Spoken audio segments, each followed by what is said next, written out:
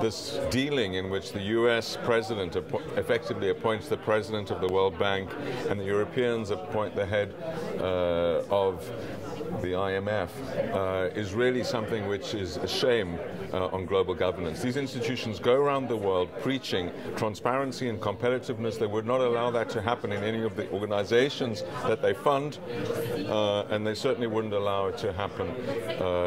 Their leaders talk about it, and yet this is a carve-up, a stitched-up deal.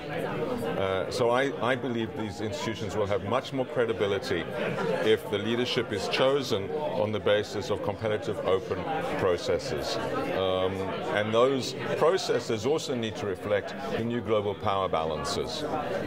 This is a deal that was struck 70 years ago. It needs to reflect the realities of today. Totally different sorts of global politics.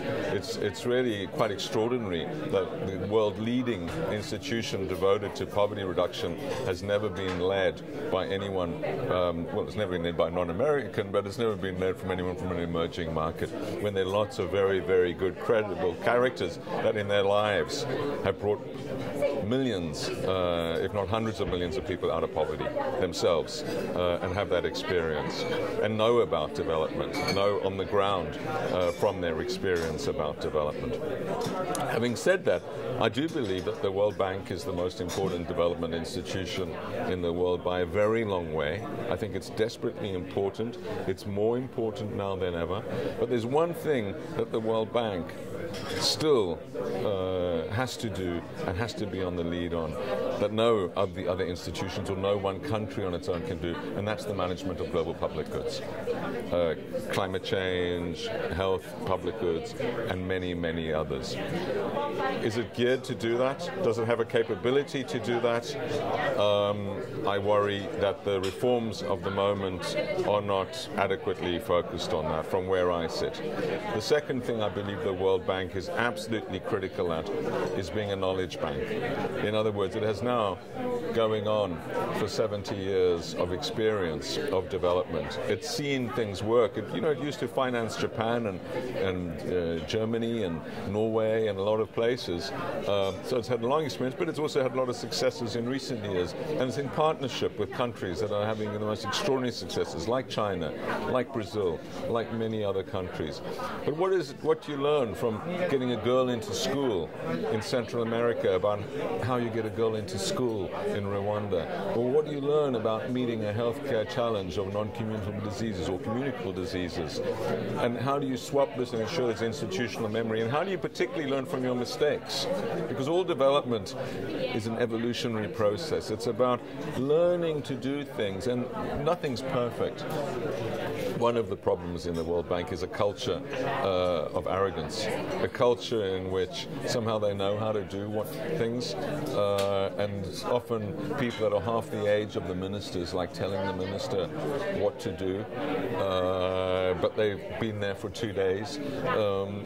That whole culture and the learning and knowledge involved in it, and being able to access the depth and breadth of information across the bank is, I believe, something which needs to be harvested in new ways. And part of the way of harvesting is having a safe environment where people can admit failures.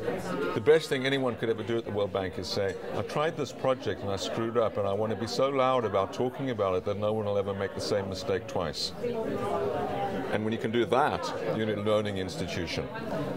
I believe that there's not that culture of security. The final point I'd make about it is that for the World Bank to succeed, the countries need to be in the driving seat. And the World Bank is a matrix with sector and knowledge areas of expertise, health, water, finance, etc., and country depth. And it's constantly gone like a harmonica being pulled one way or another. Through which part of the matrix drives it? Should it be the countries that have the budget and the control, or should it be the knowledge, the sector expertise? Neither can be right. Both are required to make the music, to get that orchestra to play in harmony. Both are just as important. You cannot have a good country program if you don't have the state of the world expertise.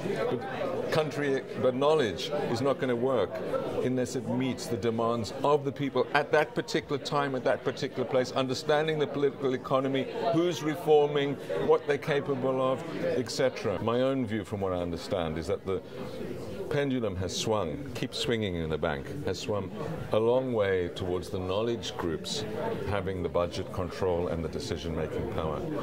You cannot parachute knowledge into a country if it's not demand-led. And this is never going to be resolved. You have to meet the supply and demand in it. But my own view is that, from what I understand, that the pendulum might have swung too far in this respect.